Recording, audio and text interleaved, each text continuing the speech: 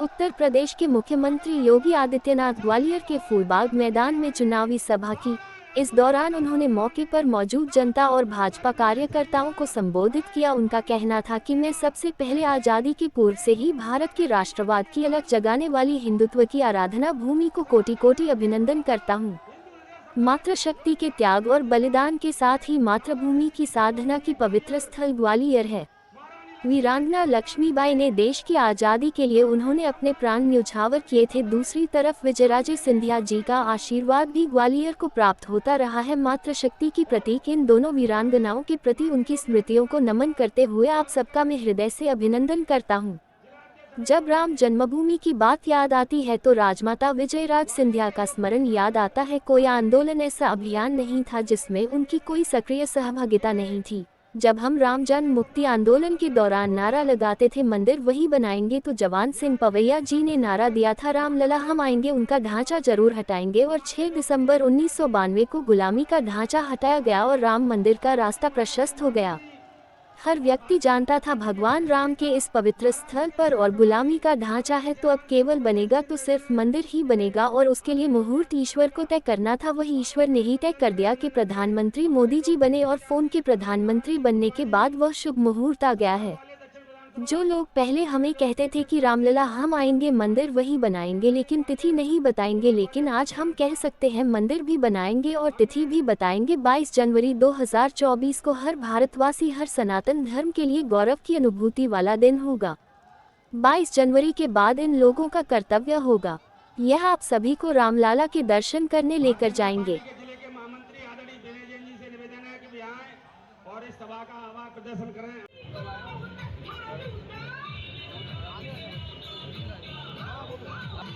भारत माता की, भारत माता की, वंदे वंदे वंदे। बहनों, मैं सबसे पहले आजादी के पूर्व से ही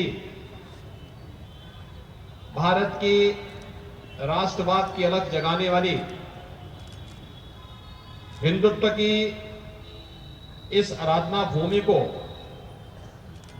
कोटि कोटि नमन करते हुए आप सबका मैं अभिनंदन करता हूं। भाइयों बहनों, मातृशक्ति के त्याग और बलिदान के साथ ही मातृभूमि की कर्म साधना की पवित्र स्थली भी है। एक और झांसी की रानी लक्ष्मीबाई जैसी वीरांगनाओं ने भारत की आजादी के लिए अपने आप को इस धरती पर बलिदान किया था। दूसरी ओर स्वतंत्र भारत में राष्ट्रवाद की अलख को जगाते हुए भारतीय जनता पार्टी के बीच को वटवृक्ष के रूप में बदलने के लिए राजमाता विजयराजे सिंधिया जी का भी सानिध्य और आशीर्वाद इस धरा को प्राप्त होता रहा है। मातृशक्ति की प्रतीक इन दोनों वीरांगनाओं के प्रति उनकी स्मृतियों को नमन करते हुए आप सबका मैं हृदय से अभिनंदन करता हूं। आप सबको दीपावली की और भैया दूज की हृदय से बधाई और शुभकामनाएं भी देता हूं। भाइयों बहनों, मैं उत्तर प्रदेश से आया हूं, मर्यादा पुरुषोत्तम भगवान श्री राम की पावन जन्मभूमि के प्रदेश से।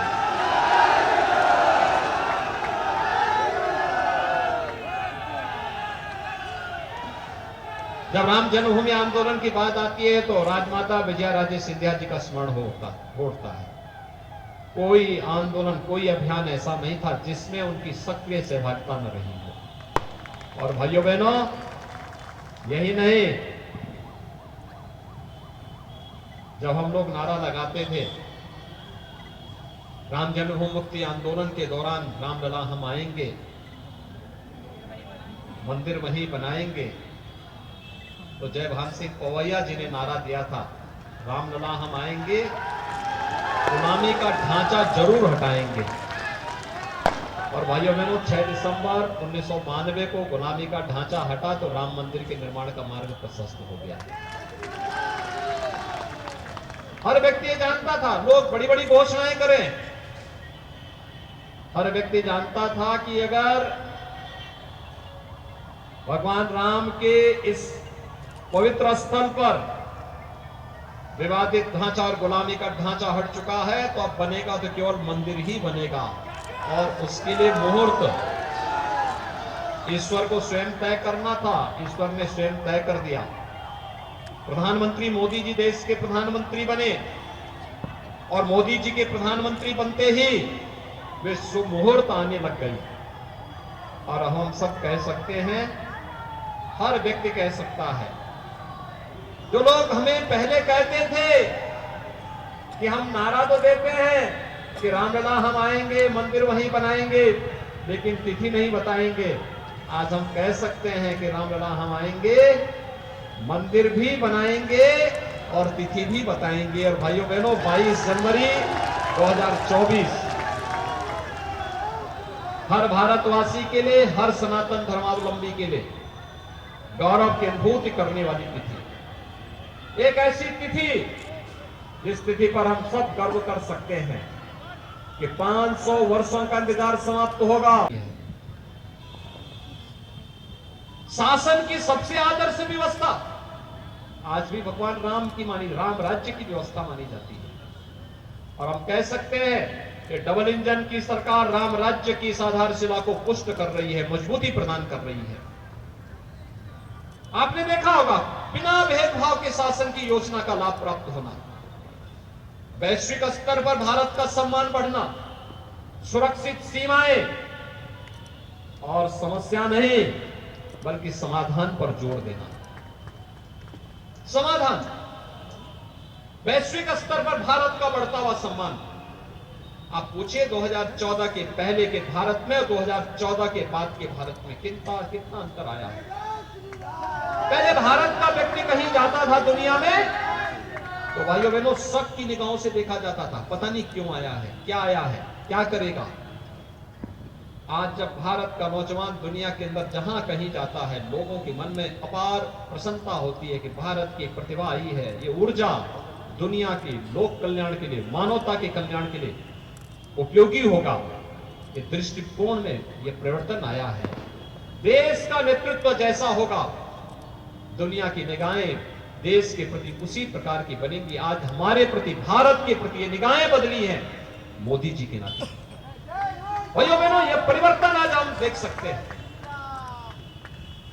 सीमाएं सुरक्षित नहीं है। आज दुश्मन भारत की सीमा में नहीं घुस सकता, घुसने का दुस्साहस नहीं कर सकता, और घुसने का प्रयास करता है हमारे बहादुर जवान उससे पहले ही उस देश के अंदर जाकर उसका काम तमाम भी कर देते हैं। न रहेगा बांस न बजेगी। भाइयों बहनों, समाधान किस रूप में देते हैं? कांग्रेस ने समस्या दिया, आतंकवाद की समस्या कांग्रेस ने दी, धारा 370 को समाप्त करके उसका समाधान मोदी जी ने दिया। गरीबी, बेगारी, ये समस्या कांग्रेस ने दी, उसका समाधान मोदी जी ने दिया है। गरीब को मकान मिल जाना, एक गरीब को शौचालय मिल जाना, एक गरीब को बिजली का फ्री कनेक्शन मिल जाना आपके बीच में। भाइयों बहनों, भारतीय जनता पार्टी ने श्री नारायण सिंह कुशवाहा जी को ग्वालियर दक्षिण से अपना प्रत्याशी बनाया है, और प्रद्युमन सिंह तोमर जी जो मध्य प्रदेश सरकार के मंत्री हैं, ग्वालियर 15 से वे भारतीय जनता पार्टी के प्रत्याशी के रूप में आपके बीच में। और इसलिए मेरी आप सबसे विनम्र अपील होगी कि डबल इंजन की सरकार है, डबल स्पीड से काम करती है, बुलेट ट्रेन जैसी काम करती है। अभी हम लोग आ रहे थे, देख रहे थे ग्वालियर का जो एयरपोर्ट है, सिविल टर्मिनल कितना भव्य और कितना बड़ा बन रहा है, ग्वालियर जैसा बन रहा है। एक समय में 1500 पैसेंजर वहां बैठ सकते हैं। ग्वालियर की कनेक्टिविटी, इंटरनेशनल कनेक्टिविटी होगी। ग्वालियर देश और दुनिया से जुड़ेगा। याद करिए, वे सपने साकार हो रहे हैं। हम लोग रामायण में पढ़ते थे, भगवान राम पुष्पक विमान से अयोध्या वापस आए थे,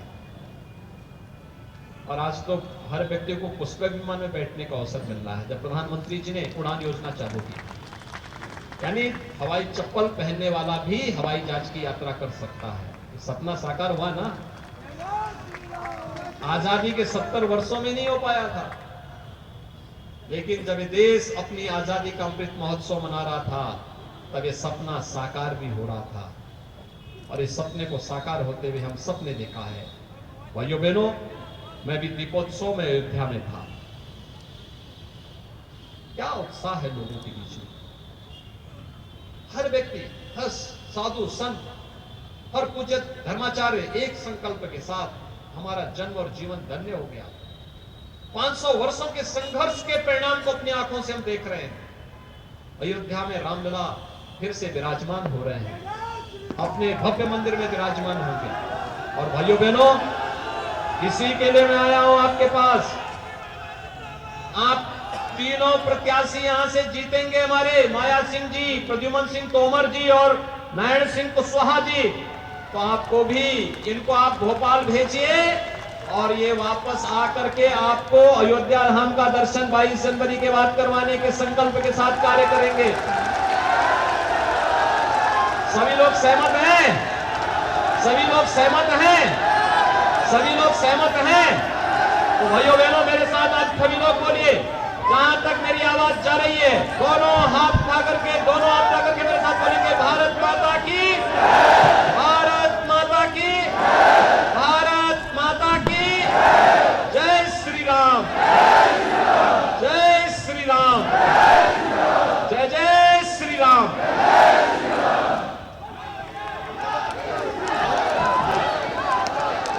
धन्यवाद माननीय योगी आदित्यनाथ जी। अचलेश्वर न्यास के अचलेश्वर ट्रस्ट के पूर्व अध्यक्ष, हिंदू महासभा के वरिष्ठ नेता आदरणीय हरिदास जी अग्रवाल आज माननीय योगी आदित्यनाथ जी के समक्ष भारतीय जनता पार्टी की सदस्यता ग्रहण करेंगे। मैं आदरणीय हरिदास जी से